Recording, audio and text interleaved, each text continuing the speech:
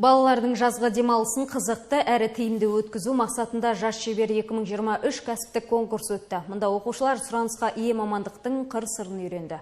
Келесі сюжетті толығырақ. Жас шебер жобасы лагерь жанынан алғаш рет ұйымдастырылып отыр. Мақсат балаларды ерте жастан қабілеттеріне қарай болашақ қызмет саласын таңдауда кәсіптік бағдар беру. 30-дан астам оқушы 6 құзыреттілік бойынша сала мамандарынан дәріс алды. Ол сән технологиясы, веб-дизайнер, тырнақты сәндеу, матаға сурет салу, киіз өнері және аспаз ісі. Ұйымдастырушылар аталған мамандықтар болашақта сұранысқа ие болады дейді. Себебі қолдан жасалған дүние сапалы әрі құнды.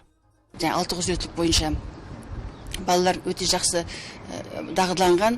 Бұрында да осы Ворлскистің құрамдас бөліктеріне юниорскисқа және бибискисқа қатысқан балалар бұлардың бәрі. Болашақта қандай мамандық иесі болатын, осы кішкентай кезден бастап өздері соны игеруде. Балаларға және пицца жасап көрсетіп жатыр.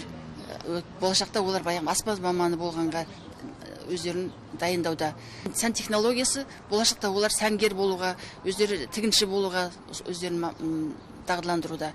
Жобаға қатысушылардың бірі 8 жастағы Әннұр Орынбасар. Ол аспаз мамандығының қыр-сырын үйреніп, түрлі тағамдар дайындаған. Айтуынша, жас аспаз үйінде анасына көмектеседі екен. Мен тамақ пісіруді ұнатамын. Мен анама көмектесемін, макарон пісіруге, гречка пісіруге. Арасында біз мама екеуміз торт істейміз. Достар таптым.